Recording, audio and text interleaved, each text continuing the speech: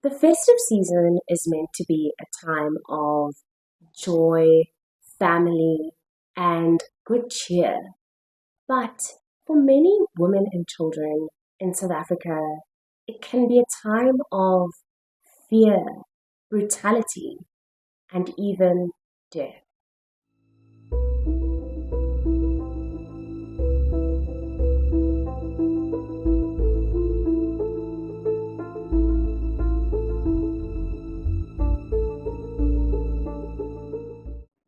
Hi guys, I'm Doroso, and this is True Crime After Dark, which, as the name suggests, is a true crime channel.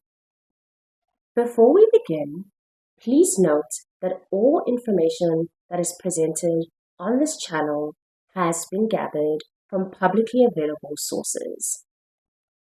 The views expressed on this channel constitute my own opinion and should not be relied on for any purpose.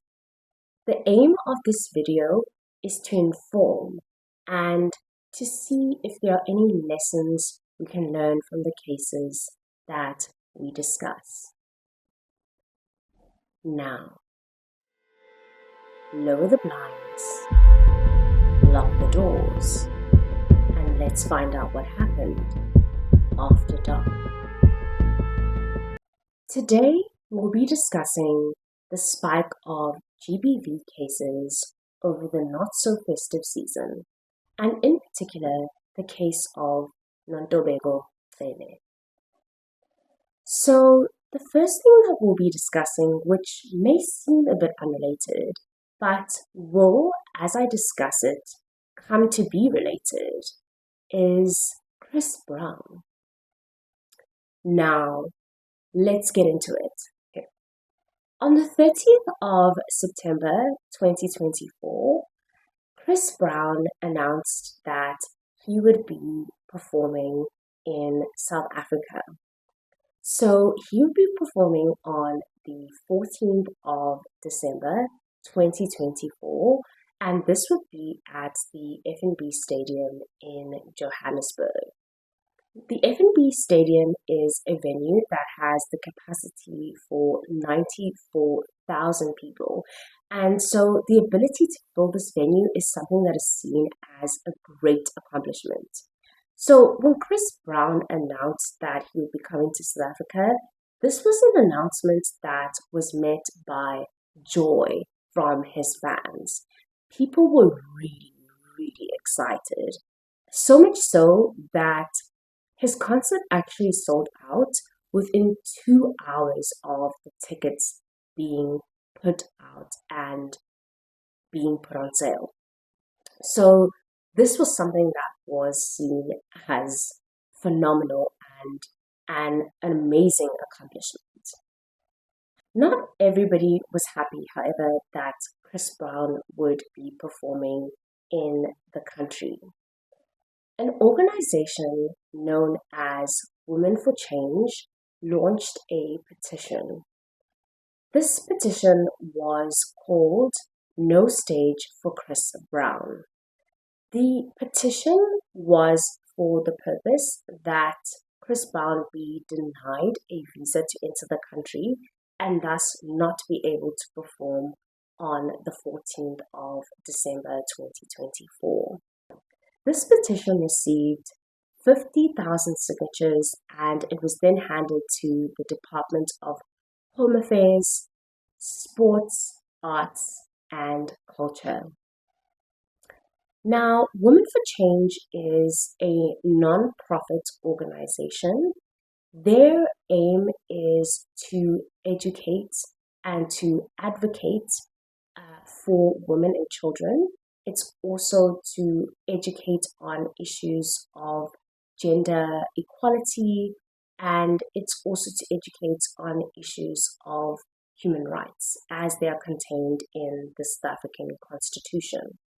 So the reason that they felt strongly about Chris Brown not being allowed to perform on the 14th of December 2024 was due to history that the artist has had and the fact that his performance would come on the end of the 16 days of activism against GBV, which was set to run from the 25th of November 2024 to the 10th of December 2024. So the organization felt that this would be a slight to this initiative to allow a person of Chris Brown's history to perform in the country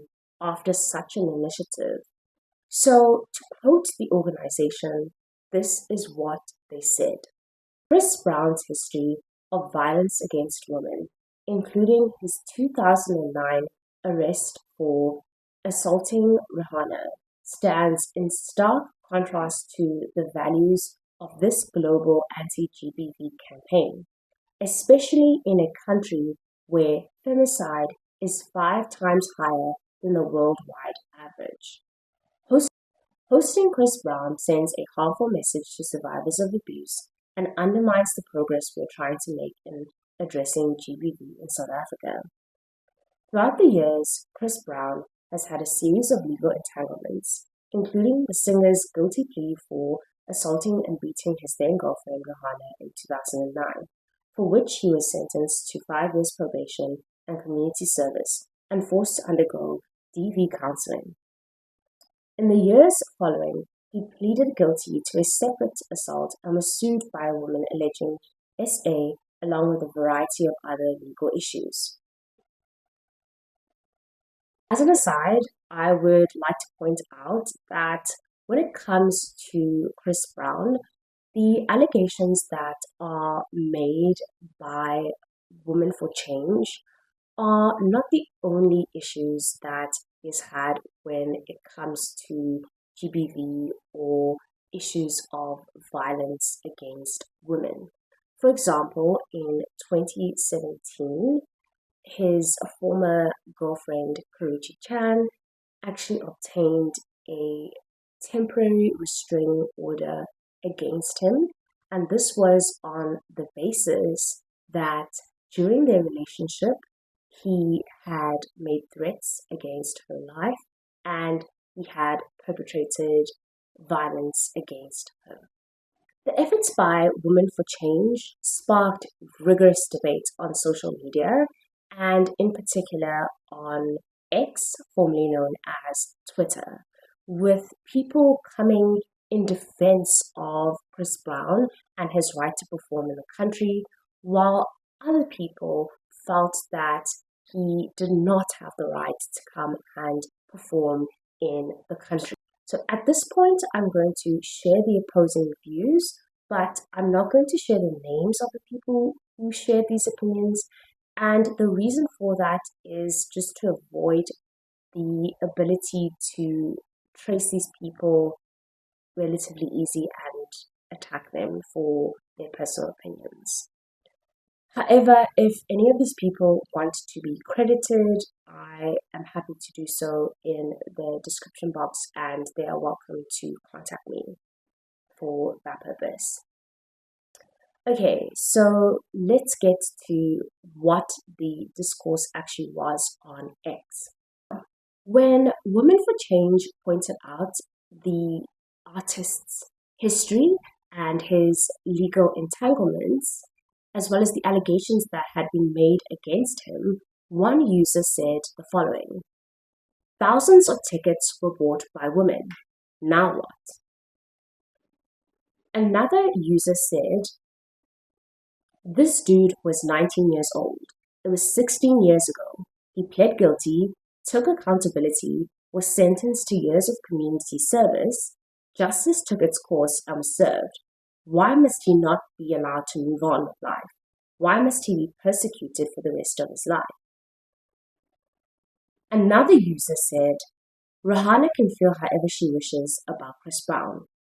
That doesn't mean the rest of us are obligated to forget that he has a pattern of abusing women, that Rihanna is not the only woman to press charges against him, and that he is unrepentant." Chris Brown himself actually sparked the flames of the debate fire when he commented on one of Women for Change's posts regarding the situation, where they were trying to get people to engage with their petition, when he said, "Can't wait to come." Despite Women for Change's efforts and the number of signatures that had been put onto the petition, Chris Brown was granted his visa and he was able to come and perform. And in fact, because of how quickly tickets for the first performance had sold out, he was able to add a second night to his performance, that being the 15th of December 2024. I think it's necessary for me to be very clear why I'm talking about Chris Brown in the context of the spike of GBV incidents during the festive season of 2024. I don't think that he is responsible in any way for the spike of GBV incidents personally. Rather, as one ex user so aptly put it, this is what I think. When one person said, "Blaming Chris Brown for the recent violent crimes is absurd. We need to take accountability for our actions as men. GBV is a serious crisis that needs to be addressed." One user replied, "That's not what people are doing though. People aren't saying the crimes are happening because of Chris Brown. They're saying that the same culture that allows men like Chris Brown to face little to no consequences for harming women is one that normalizes GBV." And I think that's great food for thought. And that's why I wanted to add this segment of the video and put that context into this video as food for thought and also as part of what was happening at the time. Now, in addition to Chris Brown and his performance and the furious debate that it sparked, there are typical or usual factors that will lead to an increase or a spike in GBV during the festive season. The first of these factors is that people typically have a lot more time together during the festive season. The reason for this is that factories, firms, and skilled workers will all typically be at home. This is because factories and firms will typically close while skilled workers will take leave. And this means that where people are in situations where they have partners who perpetrate violence against them, they will be in extended contact with those partners. And that means that the likelihood of DV or GBV occurring is increased. So that is the first factor. The second factor is that there is an increase in the consumption of alcohol. The reason for this is that people have access to advanced pay. So the reason that this is because the factories, firms, the skilled workers will have all typically received advanced pay in anticipation of the festive season as well as the banking holidays from their employers, and they will then use this to go out and typically engage in drinking because in South Africa, as we know, alcohol is a social lubricant and something that is used for people to have a good time, but also it's used in a way that can become a trigger for increased incidents of GBV, especially when coupled with the increased contact between partners. So the last or third factor would be the financial pressures that exist. So because people are spending more time together, there's also the fact that it's the festive season, there's this anticipation, expectation of gifts or material sort of provision, and the fact that people are expecting to have all these experiences, constantly going out, that puts increased pressure on people when it is coupled with the expectation to also meet daily needs, daily debit orders, and daily bills. So, what that does is on people that are typically your financial providers, where they have a predisposition to act out physically, that can result in increased incidence of GBV. A case which highlights the spike in instances of GBV during the festive season is that of Sibusiso Lawrence Ndaga and Nontobeko Cele. So, who was Nontobeko Cele? Nontobeko Cele is described as a woman who was soft spoken, who was slow to anger, and who was a person that would not retaliate when somebody was trying to get a rise out of her. This is something that would have made her an ideal target for the person who ended up taking her life.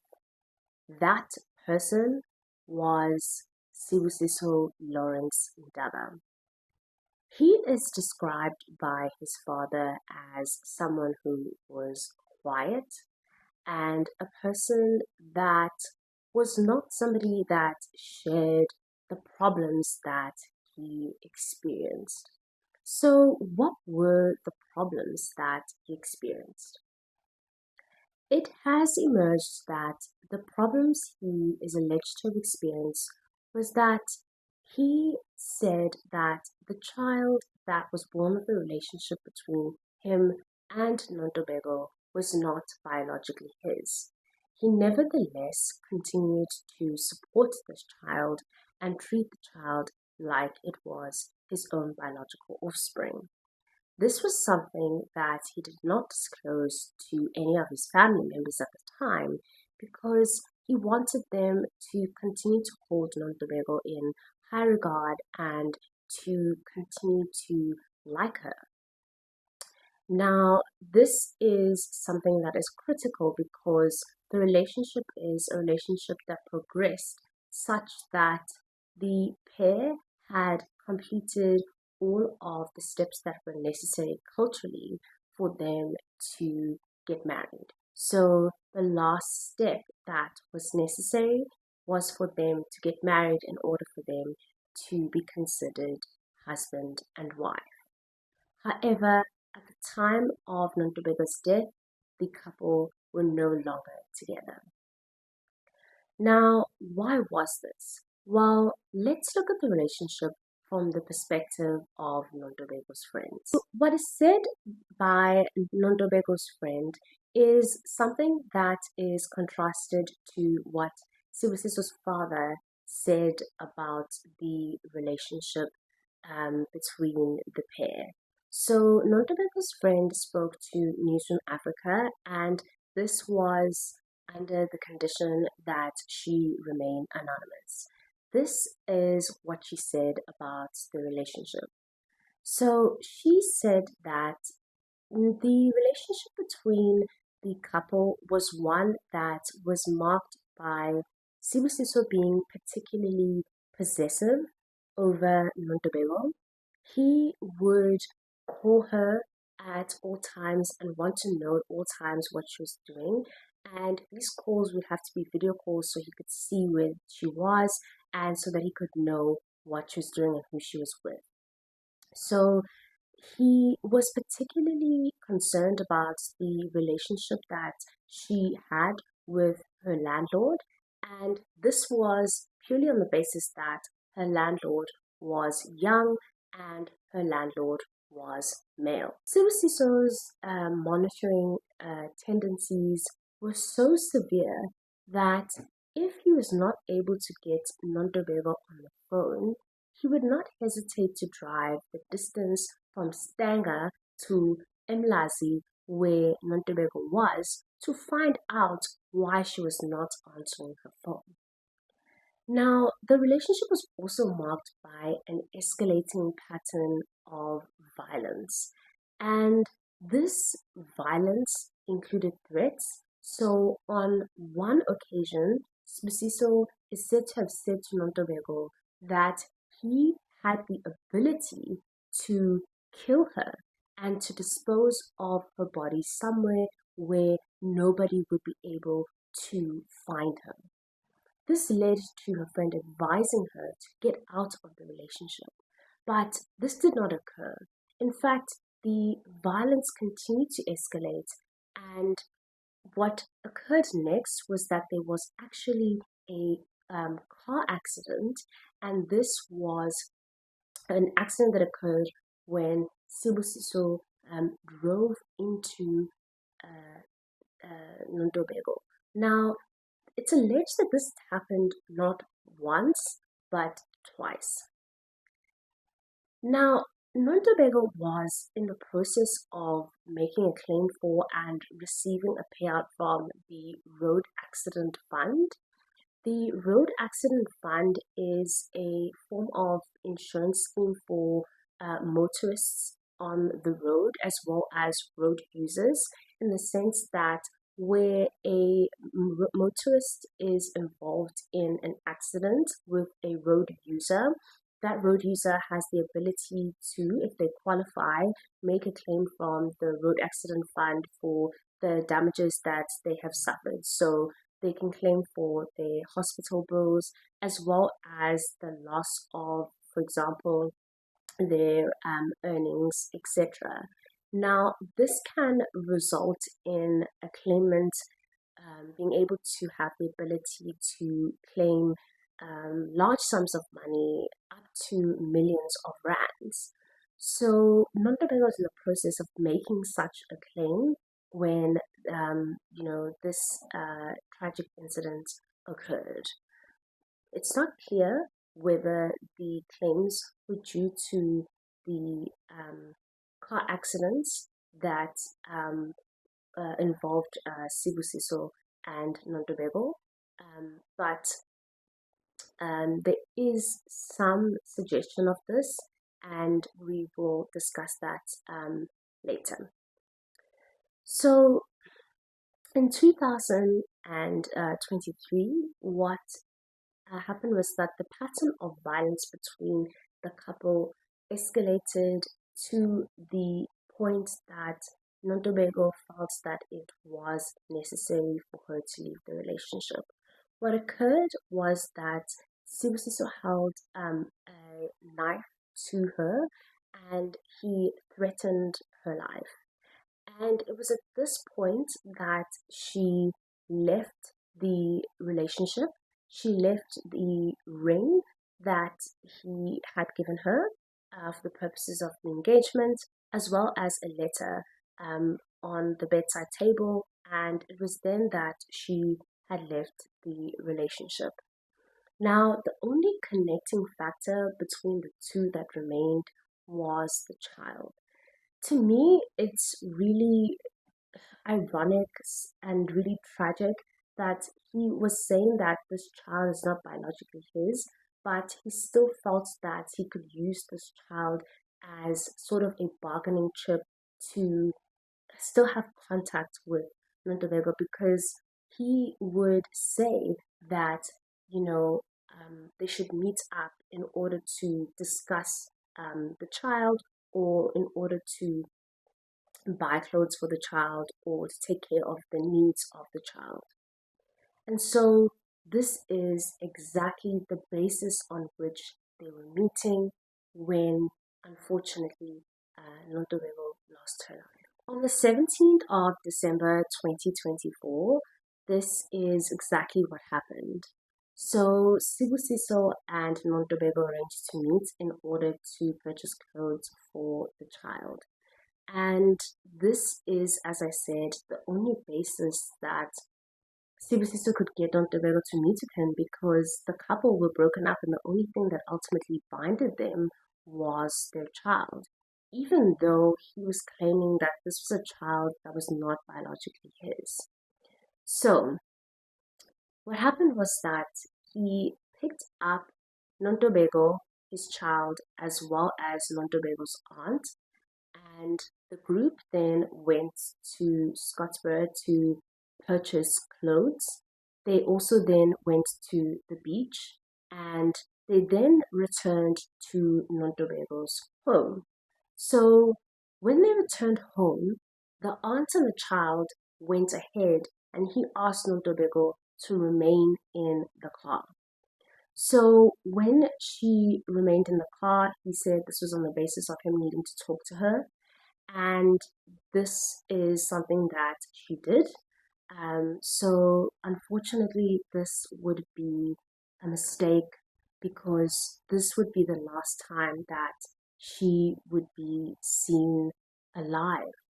Unfortunately, a passerby witnessed the pair having an argument, and Sibusiso actually hitting Nontobeko, and it's believed that he then locked the doors of the vehicle and drove away from the house to a nearby bush.